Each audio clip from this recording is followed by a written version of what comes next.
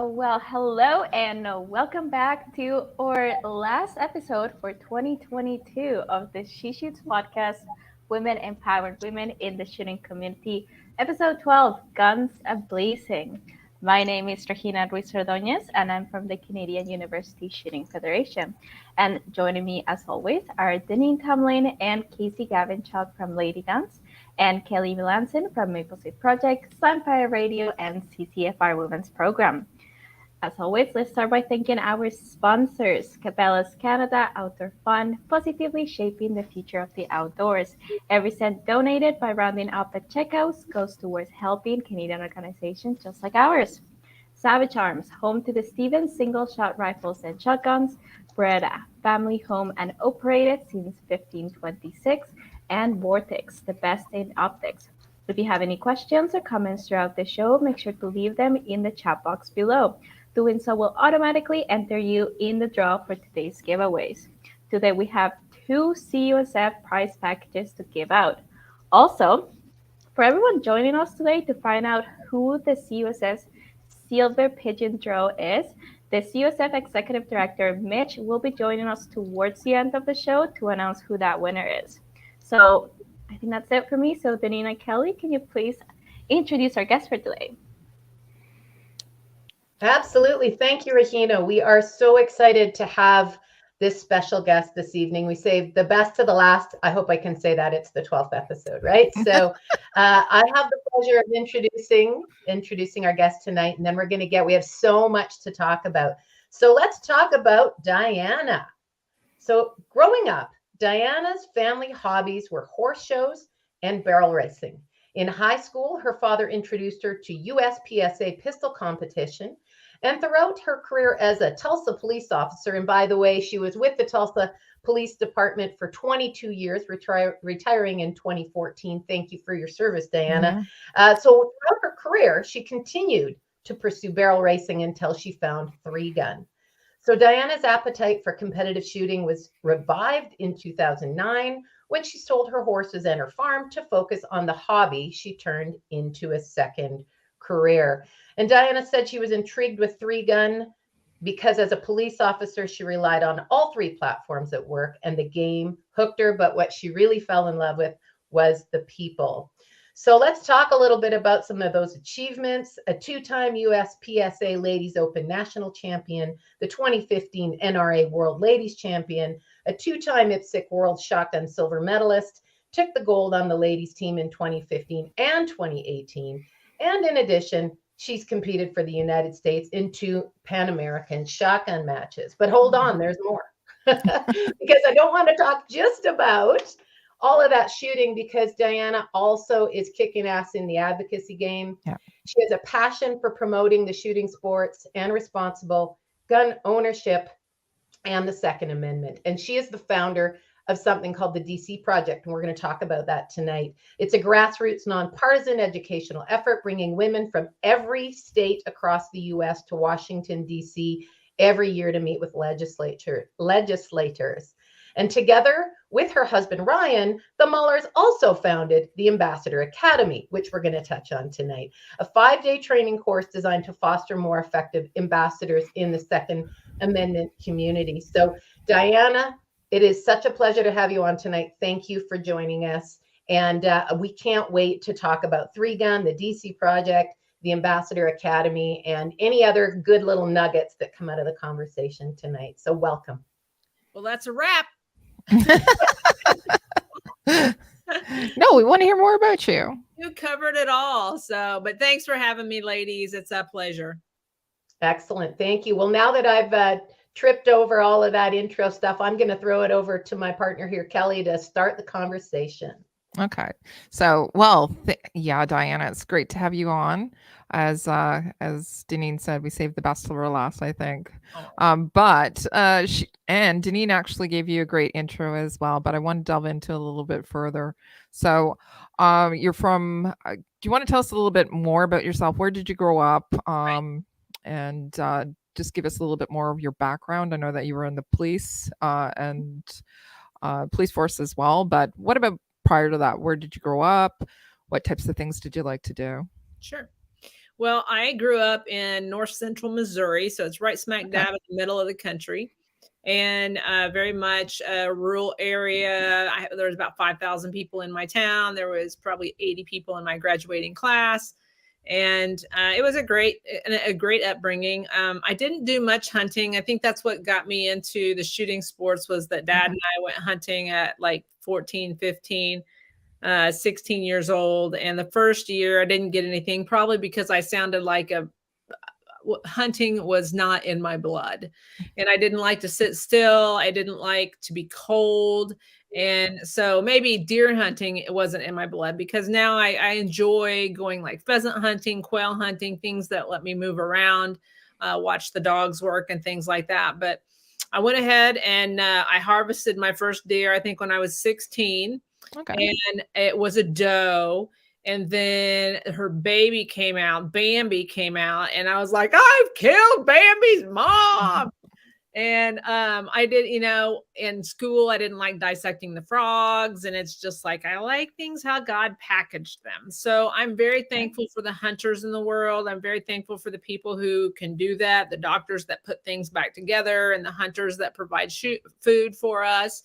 But it wasn't in my blood. And Dad, I don't think it was really in his blood either. And he turned our attention towards USPSA. And so for the last part of my high school, we would run over to Illinois, Paso Park, and shoot occasionally, maybe once a month, once every other month, hit a match, focus on handguns. So that's kind of where my shooting competition experience came into play. Okay.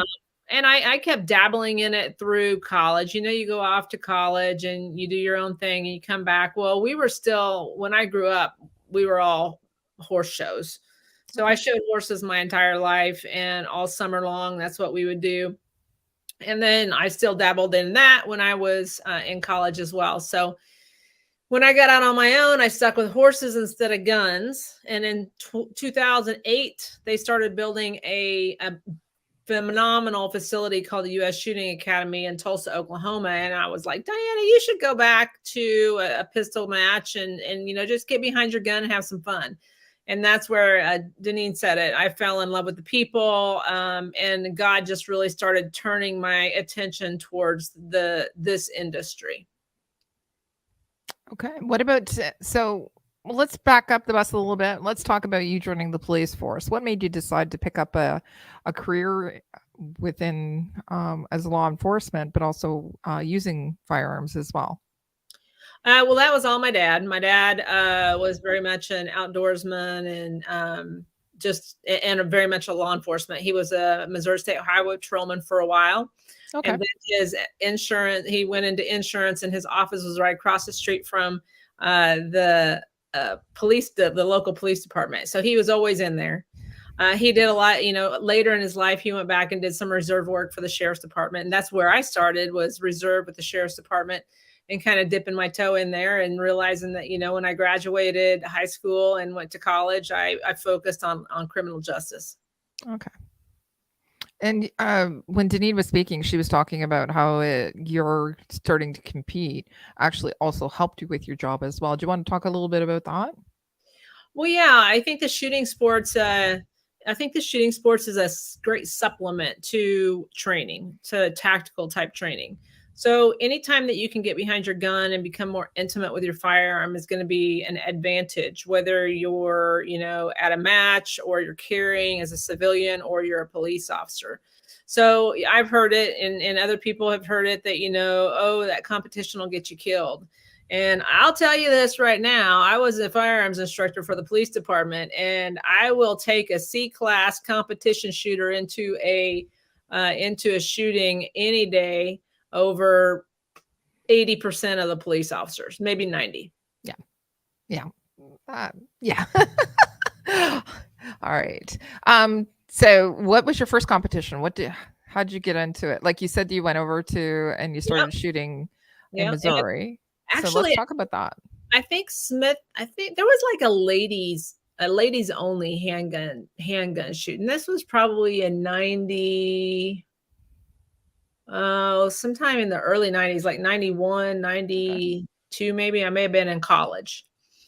So I go over this match, and I'm unclassified because I wasn't into the sport that much. I'm unclassified, and I end up coming out of this match with a gun. I won a gun. I won first. Oh, wow. Unclassified, and I got like a little 22 Smith & Wesson. Still have it. Semi-auto. Loved it. And I was like, that's super cool. I've never won a gun at a horse show. So anyway, that's kind of like the beginning of my shooting career.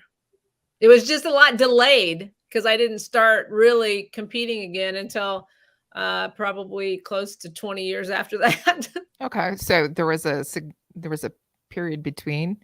You said you've been shooting since you were 14. That's the first time that your dad took you out hunting. Is that true, or were you shooting before that as well? No, we shot before that, and I've been asked this a lot. When did you take your first shots? And honestly, I can't remember. Okay. My dad has passed a couple of years ago, and we've talked about it. And he's like, I really don't remember. And but we would shoot. He had a bullet trap in our basement. Okay. I remember zeroing guns, pistols in our basement. I had to. My poor mom, she's a saint. She's a saint. So Kelly, I was thinking maybe that we've talked about Diana's background and getting into it and talking about how moving from using it for work into competition. So we talked about your background in pistol. Can we move over to 3-gun now and how you got into that? Well, it wasn't too long when I came back to shooting. It was about 2009, 2010. There were really only about 5 major matches across the country, 3-gun matches. And once I found that, I was totally hooked because there's just so much more diversity. From a personal perspective, those are all 3 platforms that I use at work, so it could benefit me.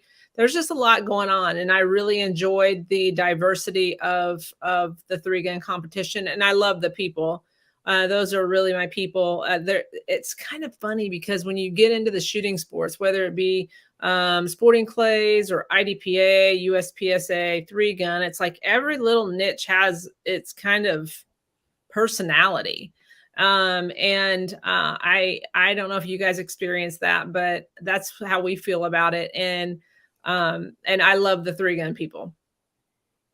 Not that I hate the other ones. It's just that those are my people. That's fantastic. And it's so true. I've found it myself. I'm sure Kelly would agree. Every shooting sport seems to have its own personality and it attracts a different kind of mindset. But gun people are good people. I know that all the different kind of sports I've tried, although the personalities do differ, I've enjoyed all the different sports and introductions and opportunities. So you're right, Diana, they are definitely good people. So where was your first 3-gun match? There was one in Missouri, and I think that's the first one that I went to. FNH USA had a 3-gun around in central Missouri, probably about an hour and a half from my folks. But this is after I had went to Tulsa. I'd been in Tulsa for 15 years at least. So yeah, it was very much delayed that I got back into the firearms industry for real.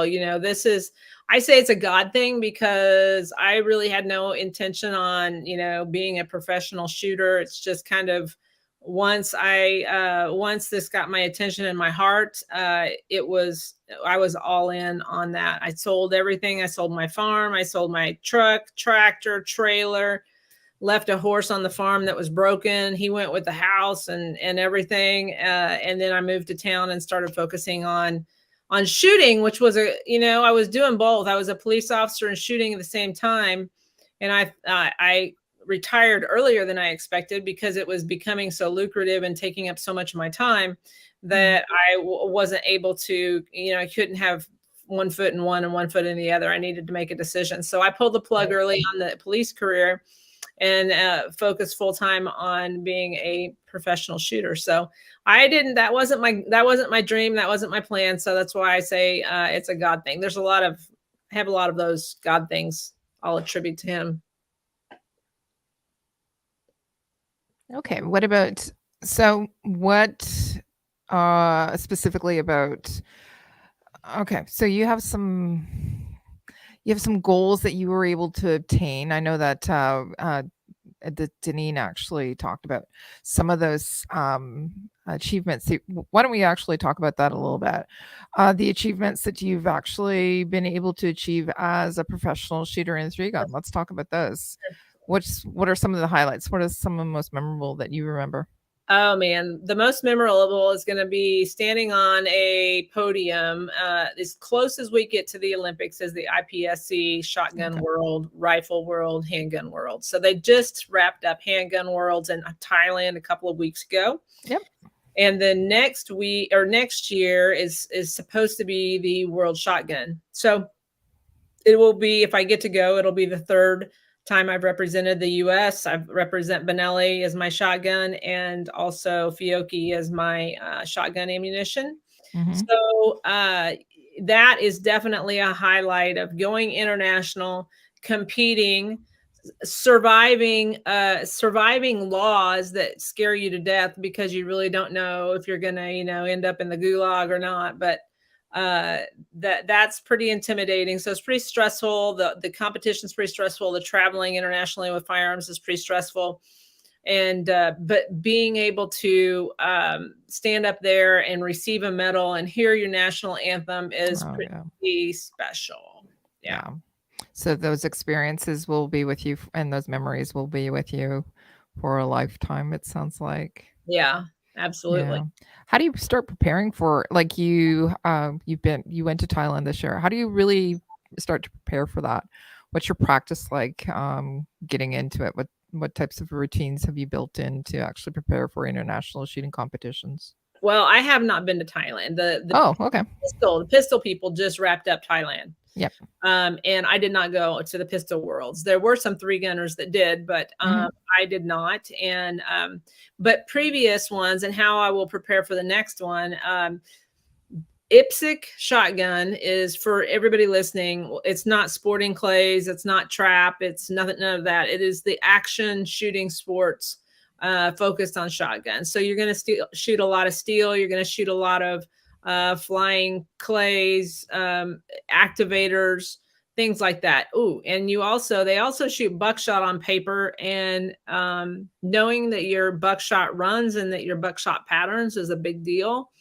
And then slugs. So it's birdshot, slugs, and buckshot, and it's a lot different than 3-gun. 3-gunners are definitely we've got a lot of experience with our shotguns, but they're very technical. The swingers and the movers and the activators. I saw people who would activate something and shoot at a target before it would bob, and they would nail them every time. And I was like, but yeah. So that's how you train for. It's a little bit faster. It's a little bit shorter. Make sure your loads are down, your reloads are down, and and they've got rules that we don't have in 3-gun. So you can't leave a round on your match saver. That almost got me disqualified one year. Oops. Yeah. And so it's just definitely different, but that's what makes it a cool experience. Okay. What about you specifically? How do you prep for your next match? I prep for 3-gun by sitting on, now I can prep for my competitions by sitting on the computer for hours and hours prior to, and then I go get in the car, and my husband's got everything packed, and then we go and we have a good time. That's how I prep. That's how it's literally, what we do for our sponsors and what we do for this industry is bigger than just us, and it's bigger than just one match. So there's a lot of my attention that goes into the advocacy part, which, a rising ocean raises all ships, rising tides raise all ships. So I think my sponsors appreciate that, and that they understand that, I may not be practicing all the time. I may not be at the top of the podium all the time, but what I'm doing is meaningful work. Okay. Deneen, you want to Oh, I was- sorry, Cal. I just want, Yeah. before we go off onto maybe the advocacy or something else, I thought for some of our listeners and for anybody who's watching this later on our YouTube channel, just in case they don't know what 3-gun actually is and True. consists of, and shotgun, because you were clearly saying that it's different. Could we just get a little rundown, Di, of what a 3-gun match entails, so that our viewers know what we're talking about? Oh yeah, you should. I'll send you a little video. Maybe you can cut and paste it in here. But 3-gun is rifles, pistols, and shotguns. The diversity part comes in is that there's at a match, usually 3 days, 2 or 3 day match. And there's usually 8 to 10 stages, 3 to 4 stages a day. And where the diversity comes in is that I may shoot one gun on one course of fire. I may shoot all 3 guns on all courses of fire. It's really depends on what the match director wants. Sometimes you'll shoot one stage with a pistol, one stage with a rifle, one stage with a shotgun, and then they'll combine 2 guns. They'll combine 3 guns. Some match directors love having all 3 guns on every stage. So, we'll start out with the rifle slung, with our shotgun, our pistol holstered, and I just run around trying to be as fast and accurate as possible. Thank you for that description. And so shotgun is similar but slightly different, it sounds like, where you're just using shotgun with multiple courses of fire. The shotgun is different than international. Only that the target arrays and the technicality, since it's only, there's a lot of no shoots internationally. It's just much more technical. In 3-gun, we've got a lot of targets, and we'll have an all shotgun stage, which we all love. We all love all shotgun stages. But it'll have 50 rounds on, and my shotgun holds 13. So you've got to do the math. I've got to carry all of that stuff and then get them into my gun. And those guns can get pretty heavy if, for a newbie. And I can remember being a newbie, and I was like, this gun was like 100 pounds by the end of the course of fire. And I was like, I can't hold it up. But now, once A, I must be stronger, and B, I don't stay out there as long. So it's a little easier. So I just want to, I follow you on social media, and I love when you guys are out shooting. And I think last year there was one match where you entered the course of fire and you forgot your ammo and you had to run back or something. I loved watching it. I had to watch it a few times. Can you share with us? Because that is such great sportsmanship, and everybody was cheering and having such a good time. Yeah, if I remember correctly, that's happened to me a couple times. So what happens is we have our normal belt, but then if it's a heavy shotgun stage, we'll have a secondary, like a weight belt that's got a lot of shells on it. And, you're standing around, so you don't have that on the whole time you're waiting. And it's not just me, other people have done it too, but they forgot to put the belt on. So you ground your guns, you safe your guns, you run back to your car or wherever your stuff is, you put it on, and then you jump back in. It's pretty, it's comical, but it's not a really good winning strategy. Probably not, but it was entertaining. And I love the cheering and the laughing and just the fact that everybody was having a good time, regardless of the fact there was a bit of an oopsie happening there. So yeah, that was good. And thanks for posting those, because it's not always perfect, right? Yeah, so, no. Love it. Kelly, you were going to say something. I've cut you off twice now. No. Diana, do you want to mention some of your sponsors before we get into the advocacy part? So Sure. Who are some of the sponsors that you actually represent and work with? Yeah, I've mentioned Benelli. I've mentioned Fiocchi. My rifle is a Daniel Defense rifle. Okay. And on that is a Night Force Optics and a Hyperfire trigger. And see who else am I missing? Oh, Hayes Custom Guns is my 2011 pistol. Okay. And it's it's nice to be able to do this as a job. And I couldn't do it without my sponsors. 511 is my clothing sponsor, and it seems like I'm missing somebody else. I'll think of it. I got the rifle, the pistol, the shotgun, the ammo. the optics, the trigger. the the clothes. clothing. You have. Do you I do have have, belts? I do have, let me tell you about this, Sponsors this for the belt? sponsor. This is a new sponsor, and their product isn't released yet, but it's called GoSafe. And GoSafe is like tomorrow, I'm going to the airport and I'm sitting here wanting to take my gun with me to Tulsa, which is an hour and a half away. And once I get there and I'm not flying with my gun, how do I secure my gun? So the GoSafe is it's gun specific. So right now it's just going to be for the Glocks, and it's a magazine that you insert, you lock it, and it disables your firearm. Oh, You okay. can't take the magazine out. You can't run the trigger. It's basically rendering your firearm completely safe. So that's a cool new product that I've been happy to be on and hopefully we'll be launching this coming year. Okay. Well, that's Well, something thanks to for look sharing. forward That to. sounds exciting. Yeah, Yeah. absolutely. Denise, do you want to talk about to Diana about the DC project? I would absolutely love to.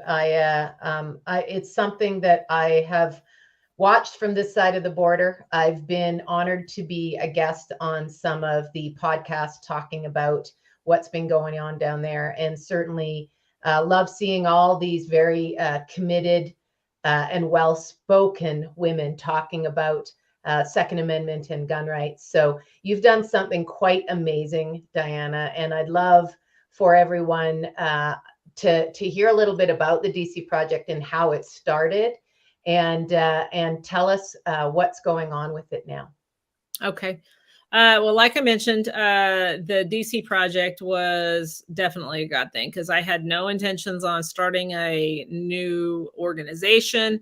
Had really no inclination whatsoever. And I really wasn't plugged into politics. Honestly, I feel like I'm probably like 95% of Americans, at least, is that we just get up, we go to work, we raise our family, and we expect the government to stay in their lane.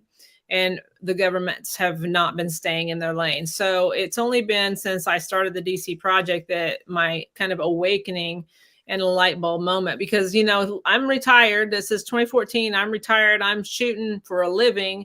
I'm living the life of Riley. And I find myself in Washington, D.C., and a friend of mine said, do you want to meet your legislator? And I was totally apathetic. I didn't care one way or the other, but I thought, hey, that's what you do when you're in Washington. And I took that meeting, and it was there that the light bulb went off. And I said, hey, is there something that we should be doing to educate the people in this building that are making some horrendous decisions? I've told that story so many times. I've said that so many times, but that's how it started. And then fast forward to 2019, 2020, 2019, we saw Virginia fall to an all anti-gun government from governor all the way down. And 98% of their counties declared themselves gun safe sanctuaries, 2A sanctuary cities. Basically, they were pro-gun, and the small pockets that changed the law and that were forcing gun laws were in the very much of the minority. And I thought, wow, the fight is really in the States. So I asked the women that had been coming to Washington, D.C. What we did is I gathered one woman from each state because I only have standing in my own. I used women because they have a stronger voice when it comes to talking about the Second Amendment. We meet in Washington, D.C., break up into small groups, meet our legislators. And but then once we saw Virginia fall, Virginia's very, very, patriotic, rural state. And I asked the girls that had been coming to Washington, D.C. to go home to their own states and try to influence at the state level, influencing our friends, really, actually now it's not just about our legislators. It's about everybody. It's about the janitor. It's about our friends. It's about our families. It's about our communities. And really the key is going to be starting local. We have to run for school boards. We have to take the reins back from, who is running our cities and what direction are they taking us? Things like that. That's an excellent overview, and I appreciate it, and we appreciate it more than you know, because in Canada, in our gun community, we are experiencing a bunch of things that I don't think we're expecting to happen, perhaps, and I think that the voice of women in the firearms community can make a difference, and so you guys have laid the groundwork, and it's really motivational for me to see what you guys have done. So thank you for doing that. And we may call you. We may need some input. Who knows? Who knows?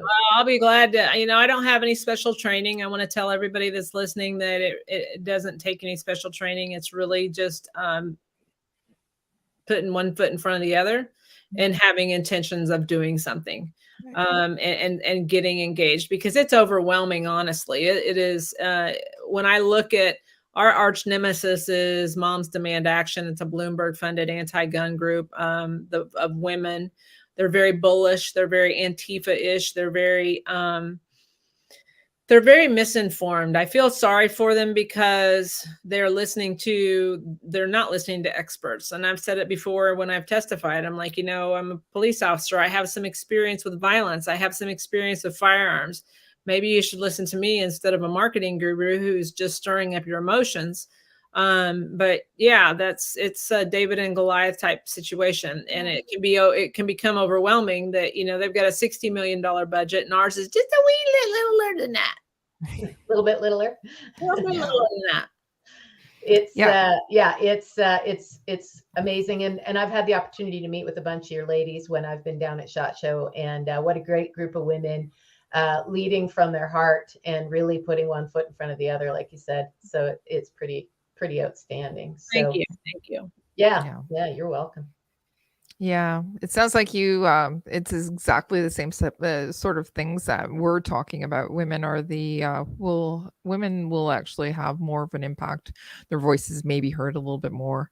Also, it needs to be grassroots. It needs to be with our neighbors, our friends, and spreading the information or to challenge that misinformation by just actually having conversations with people and taking them to the range. So congratulations on actually your success and everything that you've been doing down in the US. So I just wanted to try. I don't know how successful we are, but we are definitely towing the line. And I don't know how you guys experience it, but the whole Twitter, are you watching the whole Twitter gate and realizing yes.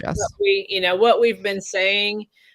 Us conspiracy theorists have been saying that we've been censored and that we've been targeted, and now it's becoming a fact, and that there's people that are so plugged into the matrix that they can't even absorb the truth, because they've been wrong or they've been duped or lied to. So it's really tough. And when they have the messaging, I just saw a report that there are zero minutes covering the Twittergate scandal on our major medias. Yeah. Obviously, they found something better to talk about, right? So anything but them being crooks. Right. Absolutely. So something I'm observing here is, even though we're from two different countries and we have really different gun cultures and rules around firearms, we seem to have the exact same need for education and the need to ensure that the information is correct, and that we go after that misinformation and call it out. So I think that's something that we share in common is just get out and educate the people that don't know about what's going on and what's the truth of the matter. So that's kind of, it's kind of weird, because it seems like we are of the same cloth.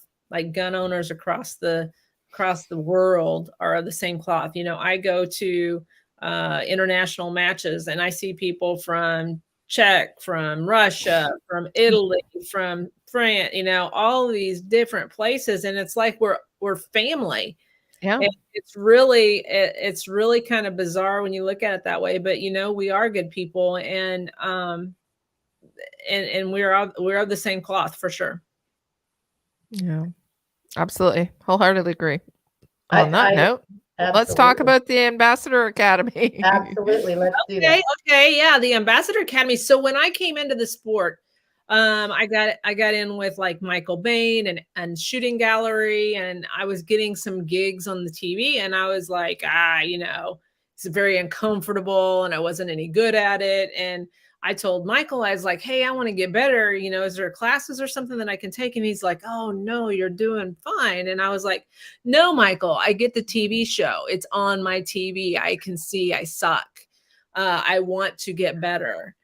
So I felt like that for years. And then finally, I can't remember the first time I just bit the bullet. I was like, you know what? I'm gonna hire subject matter experts in social media to teach me how to strategize and run analytics. And then I'm gonna hire a film and edit person. They're gonna teach me how to film and teach me how to edit my film on my phone, real practical things. And then I'm going to hire a 2A talking person, a hostile communicator, and I'm going to practice all these talking points.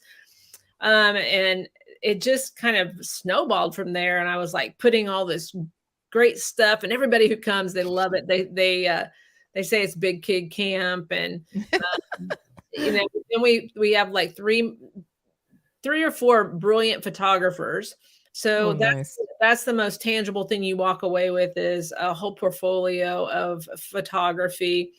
And it's at the place that I call Tactical Disneyland, WOFT, WOFT.com, outside of Orlando, Florida. And it's really more like a resort than it is a range. I mean, there's live fire there, but his specialty, his uniqueness is in that it's scenario-based training. So if you don't carry a gun every day, he might put a flashlight in your hand, teach you how to use that, have you situationally aware to avoid things, as opposed to knowing how to escape them. So there's a lot of it's a lot. You really drink from the fire hose, and we even have some live fire training too. So is there a website or somewhere people can check out the Ambassador Academy, Diane? Yep. It's ambassadoracademy.info, INFO. We have a class. The next class is February 11th through the 15th. And I have maybe 2 seats left. I think somebody just dropped out. It's a small class of 16 people. So it's very intimate. It's very, we can tailor it and customize it to what you need. If you need extra this, extra that, it's definitely, it's an experience. So yeah, just holler at me, or I'm on Instagram, Die 3 Gun. And then on Facebook, I'm Diana Muller 3 Gun, and they can reach out to me on social medias, or they can find me on Ambassador Academy. I'll get emails through that. Perfect. Absolutely. Thank you. I had the super fortunate opportunity to be invited by you to join you in 2019, and then they shut the borders because of the pandemic. But I was all ready to go, and you had guns lined up for me, and I was just so excited to join you. So maybe we'll get a chance to do it, because it sounds amazing. And watching it on social media and all the posts and how much fun everybody's having, it just looks incredible. Yeah, it really is special. So for those of us who are Canadian that actually do want to maybe take advantage of this, would you be able to actually line up some guns for us? Because it might be, let's be real, it would be, that would have to happen right now with the laws that are currently in place for us. Absolutely. Absolutely. Okay. You get the 100-pound shotgun she was talking about, Kelly. I was just thinking about that. Maybe she should start beefing up on, doing. That's only at the end of 50 rounds. Right. Absolutely. So we've talked about a bunch of things, and the common theme is definitely about women in the shooting sports. So a couple of things I wanted to ask. I want to talk about some mentors and fellow shooters that really stand out, that you've had the chance to spend time with, and have helped you along the way. So any shout outs to mentors and teammates, any of those? Of course, yeah. On the women front, comes to mind is Kay Michelik. She is a staple in our industry. And it's kind of funny because she has a famous last name, the Michelik last name, the Jerry Michelik last name. But, Jerry Michelik lives on the Clark property. So he actually married into our royalty here with it was Jim Clark Sr., Jim Clark Jr. And then I mentioned my Hayes custom pistols. Yes. Well, Kay's sister Kim is a Hayes, married a Hayes. So her boys went into gunsmithing as well. So that's an entire family from the Clark genes, and then Jerry just married into that. But Kay has been a tremendous mentor. She's a tremendous human. She's a great competitor, and she's just so she will give you all the knowledge that she has. Wonderful. Therefore, Jerry does not tell her all the knowledge that he has because he don't want everybody to know what he knows. So he can, and it's so funny because we talk about that, and of course Lena has just exploded into the biggest professional, and I think if she's on this trajectory of being the world's best female shooter. She's a wonderful person as well. I've certainly had a great opportunity chatting with both those ladies again at SHOT Show. So hopefully we'll connect with you guys down there this January. But they are beautiful humans, that family, for sure. So how about mentors from the shooting side that have guided you along? Oh man, there are several. There are many, and in different kind of pockets. When I first came back to the shooting sports, I was, and I fell in love with the people. I had my little tribe of guys that I would travel with that would help me with my pistol game. And then when I started adding guns to it, and I'm single, and they're always helping me repair, clean. I can remember when my husband and I got married. Scott McGregor was one of the guys in my tribe that would take care of me. He's from Utah, and he works for Mossberg now. But he was always telling Ryan that he was really happy that he came along because now he can eat all his own food and he doesn't have to clean my guns. And so there's a lot of my friends like that have taken care of me over the years that, I can't thank them enough.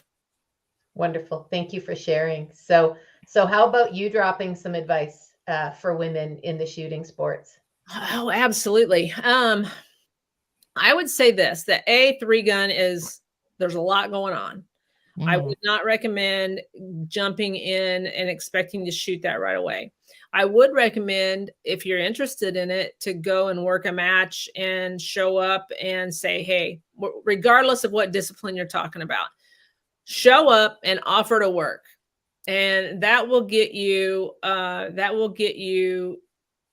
open arms, and people will start throwing things at you and say, hey, try mine, try this. And that allows you to learn the system, learn the rules, be comfortable. So you're just kind of, you're eating an elephant, and the best way to eat an elephant is one bite at a time. So if you show up and you start learning the game of it, how to score, how to reset, all the etiquette things that go along with the range without the firearms, you're going to feel so much better once you do start shooting. But if you feel confident with your firearm and you feel good around a range, don't be scared to walk up to a match, and a pistol match. I'd start with pistol, walk up to a match and say, I'm new. Don't let me disqualify. That's a good one. Say it repeatedly. Yeah. And people will they'll be falling all over themselves to help you with that as well. So what are your recommendations to get women involved? Like you founded the DC Project. What about women who want to get involved and make sure that we're able to continue shooting? What recommendations do you have? Get involved. Learn who the people, like I said, run in your cities, run in your schools, run in your states, and run in your federal government. Learn who they are. You don't have to go to Washington, D.C. You don't have to go to your nation's capital to meet these people. They will have offices they'll have offices closer to you in their home state, or wherever it is that they are, if it's their city. But like literally go see them, go shake their hands and say, this is who I am, this is my experience with firearms, and this is my position on this. If I can be of assistance to you, let me know. Some of them aren't going to agree with you, just they will know that you exist. But the ones really, I think, where the DC Project and that kind of mentality helps is that strengthens the people who want to be pro-gun, that want to be pro-Second Amendment. They have been beaten up and abandoned, really, because gun owners and conservatives and they're just kind of busy living their own life. So we're really not in there. Not to say that all gun owners are conservative, because there's not. There's definitely liberals that will pop up and say, hey, and I'm like, all you liberals, you guys are the ones that needs to be knocking down the doors right now saying this is a no-go. The liberal gun owner is the most important gun owner that there is, because they're speaking to the people that they support, and they can affect policy a lot more than just people who they think we disagree with. Absolutely. 100% agree with that as well. So great nuggets of advice. Yeah. Absolutely. Absolutely. And how about getting women into the sport? Oh, getting women into the sport. Like new women. What do you guys do to get new women out shooting? Well, I think that like programs like A Girl and a Gun, organizations like A Girl and a Gun, or the Well-Armed Woman is now Armed Women of America. But there are a lot of people that are responding to females that are interested in firearms. So I think that our community has done a great job in providing women a place to, do their women thing and be taught by women or feel more comfortable around women. And it's all the talk. You go to SHOT Show and there's always, the women, the minorities, because the Black gun ownership is exploding here in the States as well. And that's because people are doing work. Maj Toure with Black Guns Matter. Tony Simon with The Second is for Everyone. It's just like, individuals are putting forth the effort to reach their community. So wherever that may be, it's just work. You just do the work. Yeah. Do the work. Excellent. Do you have any more questions, Kelly, or are we going to look at some prizes? I see we've. Well, I think we should do that, but I also, before we do, Diana, do you want to tell us once again where people can actually look into, if they're interested in hearing about the DC Project, where they can give us all the details of where they can find more information about that, as well as Ambassador Academy, and then finally where they can find you once again? Okay. Good idea. Yeah, the DC Project's website is dcproject.info, info, and you can sign up. It's for free.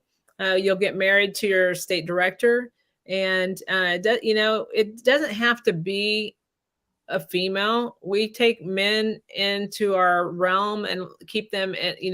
We're obviously hyper focused on women and using our stories and our voices to safeguard the Second Amendment. But dudes, come on in and plug in and see what we're doing.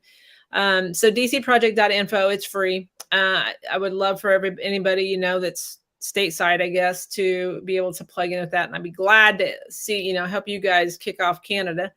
Great. That would be awesome. And then the Ambassador Academy is ambassadoracademy.info, info. And again, the next class is February 11th through the 15th. It's outside of Orlando, Florida. And fantastic time. Yeah. And then both of those, like Ambassador Academy training on Instagram and Facebook. I think Ambassador Academy was taken, so I had to throw training in there. It's a little redundant. And then on DC Project on Facebook, it's the DC Project. Okay. And on Instagram, it's DC_Project Foundation. Okay. What about you? Where can people find you once again? Social media is, always appreciated for a like and a follow. and commenting on things like that, because we are so censored. So you can find me on Facebook at Diana Muller 3Gun. And then on Instagram, it's DI, the number 3 gun. Wonderful. So thank you so much. Before we turn you over to, or turn Rahina over to some draws, I wanted to say thank you so much for coming on. Such a great ambassador for shooting sports actually all over the world. Well, and you're actually one of my heroes as well. So it's great to have you on. So thank you so much. Thank you, Diana. It was such a pleasure having you. And I hope you'll stick around and maybe we'll get some questions, but I think we're going to give away some prizes first. Okay. Or are we doing it the other way around? Rahina, we can't hear you, but I'm guessing by the hand signals we're doing questions first. Yeah, that's very true. I should probably unmute my mic when I come on. That's okay. But yeah, I think there's a few questions, so I'll let Casey ask the questions first. Perfect. Right. Thanks. I'm gonna have glasses. Yeah, I popped them up on the screen too. So the first one is from Connor Ware, and my camera is in the way. What was your progression from the firearms you started with in your 3-gun career to the ones that you use now? Well, I definitely started with pistol. I even deer hunted with a pistol. And it wasn't until later that my dad got me into shotguns, and that was for competition. That wasn't for anything but competition. And then rifle came last. And now that's why it's so fun, is because, you're not just limited to one platform. Yeah, I'm thinking that Connor also wants to know. So when you first started shooting 3-gun, what was your setup and what do you use now? Obviously, you've already told us what you use now. So what did you start with? Yeah, that's what I think Connor wanted, and even if he doesn't, I want to know. Well, let me tell you this, that when I first got started, I didn't have a shotgun. I had to borrow a shotgun from one of those mentors that you're talking about. And that's really how I got my first sponsorship, was that I was squatted with somebody who worked for FNH USA. Okay, cool. And they knew that I needed a shotgun. And the next season that came up, they were like, hey, do you want to shoot for us? And I was like, wow, yeah, that's pretty cool. So got a shotgun and a sponsorship out of it at the same time. But I shot a Glock. I shot a Glock pistol, and I shot an FN shotgun. And my rifle was anything that I can't even remember what my rifle was. Borrowed. Okay. Awesome. Thanks. What else you got, Casey? All right. And the second question is from Doobie Weiler, and it's, what advice would you give to trying to reason with women who lead the misinformation? So like moms, or for us up here, it's Polly. Well, what advice would I give to you? I would say that you need to do the education. I talk about how we as gun owners, we have a community. We are a congregation. Within the congregation, there's a choir. Within the choir, there's the people who actually know the words to the song. So you need to be, if you're going to, you're talking about choir members. So if you're going to be a choir member, you need to do your homework and really polish those responses. And it doesn't have to be a rebuttal all the time. It can be as simple as, disarming me is not going to make me any safer. I don't care what you say. Disarming me is not going to make me any safer. You can can some responses like that. And also something on the dcproject.info website, there's a landing page and there's a downloadable document that has all these different topics: universal background checks, gun-free zones, red flag laws, safe storage stuff. And it's got like 2 or 3 little bullet points under each one of those to help you with talking points. So I encourage you to grab a hold of that and have it handy, and just be intentional about your conversations. Be intentional about, I'm going to do my best to talk to somebody today about guns, or be kind to somebody today when my gun own, this is my killing shirt. I'm thinking that, I'm always trying to, invite people into this. And I was at a match one time and it had a rainbow on it and said, this is my killing shirt. And I was like, not helping. No. If people are looking for that type of information with a Canadian twist, so all the laws and things like that, you can go to the gundebate.ca if people do need to have those talking points and that information as well. So just in case people didn't know it. Fantastic, Kelly. Thank you for sharing that. Yes. All right. And then I think there's another question here from Chantel. And it is, what is your favorite rifle?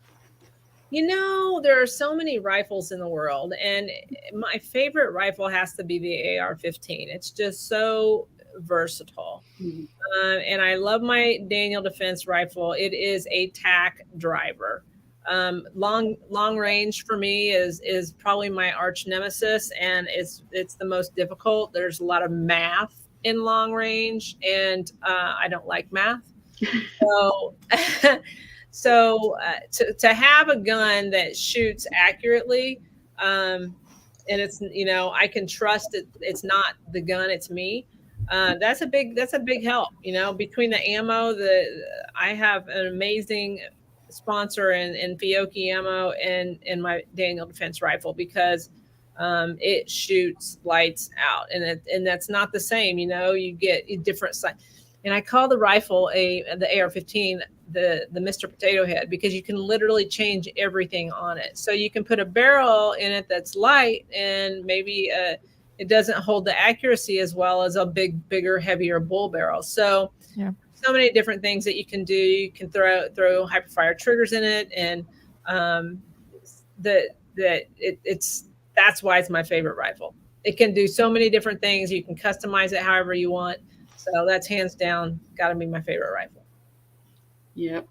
We've got a little bit of gun in because those are both not allowed to come out of the safe right now. So yeah, they're prohib up here right now because of the OIC that we had talked about previously. I feel so sorry for you guys, because we saw, at least in America, and I don't know if you guys watched, but we saw BLM burning cities down and torching things and killing people. And if there's ever, I just feel like if there's ever a time for that to legitimately be done, the protesting in a non-violent way is now. And I just don't, I loved your truckers. Your truckers were awesome. And that's what it's going to take. I mean, those truckers got people's attention. And I'm waiting for America to have our own trucker rally. Time to truck her up. Is that what you're saying? We got to truck her up. Okay. Casey, do we have any more? Do we have any more questions or comments that we didn't cover? I don't think so. Oh, there was Connor just said that yes, you were right about how his intended question was. Well, that's because I can read Connor's mind. He was pretty clear. I just didn't read it that way. Math and reading. Yeah. Well, thank you everybody for your questions. And now let's give some stuff away, Rahina. Woohoo. Do we want to start with? Do first? Are we doing the QSIP stuff, or are we doing the? I guess they're both. Are we doing our stuff, or are we doing QSIP stuff? Let's do our stuff first, and then we'll bring Mitch in. Yeah. Okay, sounds good. Let's do that then.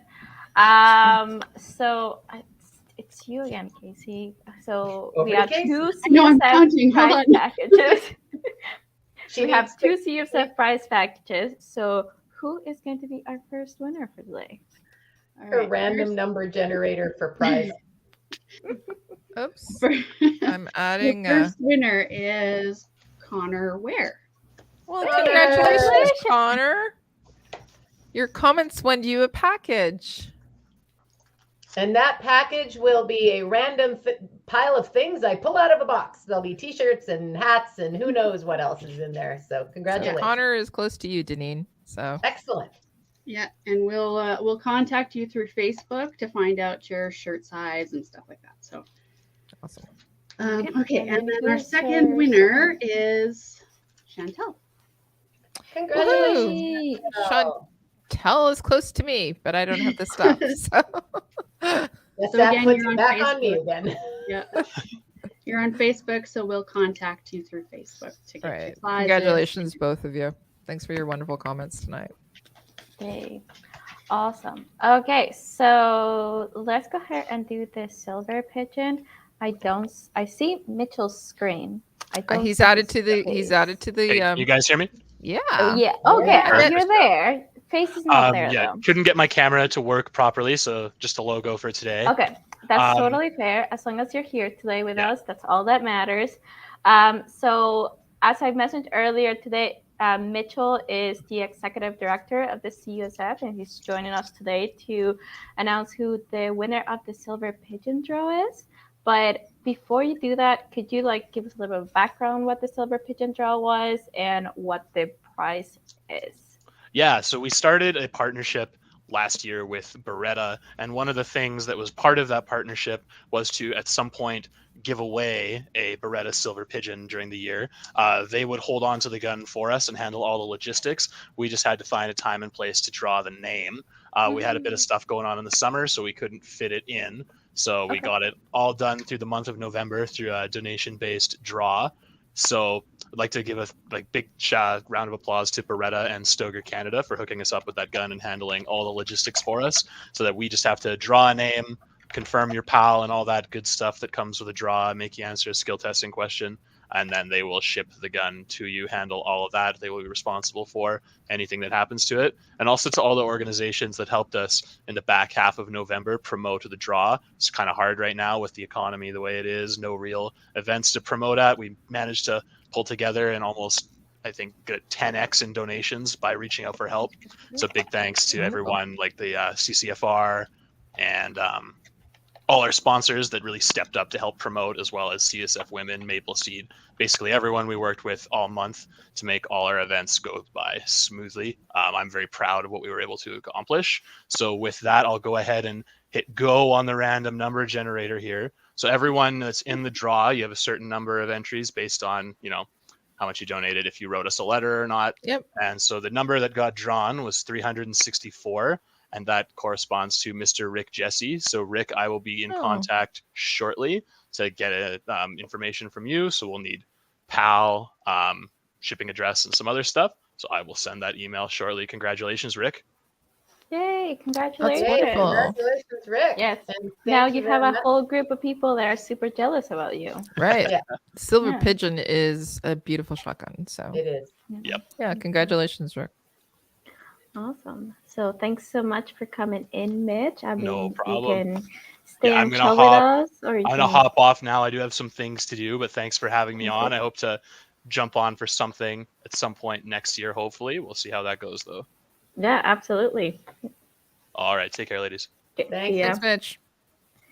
Okay, so now that we've given away some prizes, made some people happy, let's move on to some upcoming events.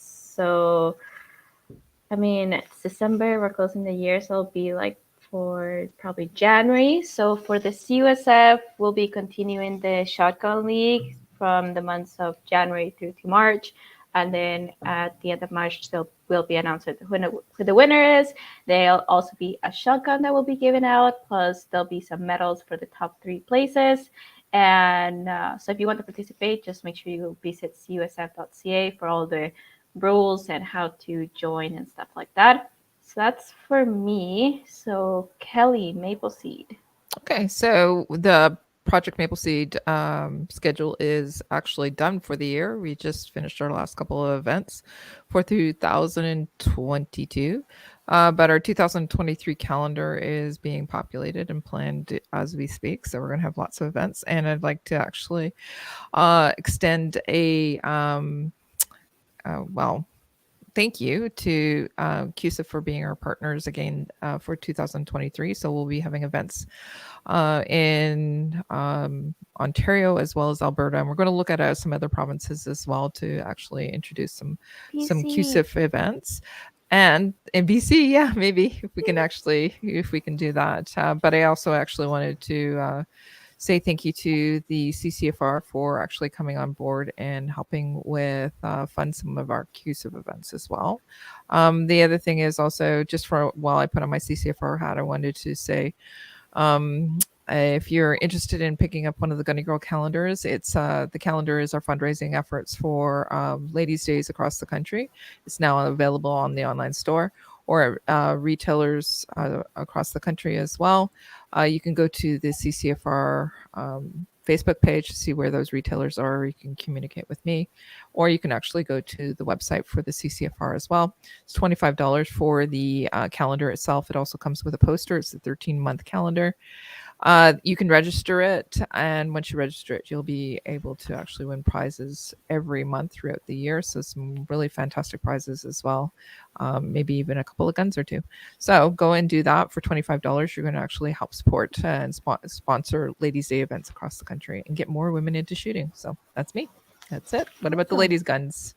The ladies' guns. Well, we're putting our calendar together for the year. Between the lack of activities in the fall that didn't happen, and my appearance at the Calgary Shooting Center and the Shooting Edge with the Gunny Girls selling those calendars last weekend, we've been inundated with requests. So we're going to put together those range nights, those ladies' nights again at the indoor ranges. And I'm happy to say that everything that's happening with our government, although it's not great for guns, it's really promoting getting out and shooting guns because everybody wants to do it. So that's going on. I know that we've got some new sponsor activity coming up, and that fun ladies adventure day that we did up in Lac La Biche in northern Alberta, ice fishing, where we had 50 women out on the ice. Well, we're going to do that again. Now this time we're going to be in March. And we're partnering with Lisa Roper Outdoors, and we will be hopefully having 80 women on the ice. I was just going to say, are you ice fishing in March?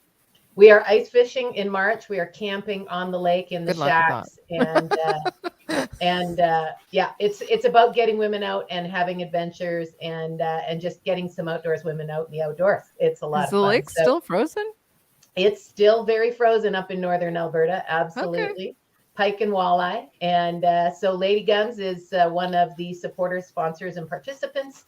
So not a shooting event, but an adventure event that we will be participating in. So awesome. Off the top of my head, that's it. And I think I should take the opportunity as well to thank CUSIP, CCFR, the Calgary Shooting Center, the Edge, the Red Deer Shooting Center, yes, and everybody else that have been helping Lady Guns put events on and get women out shooting. So thanks to everybody for the support.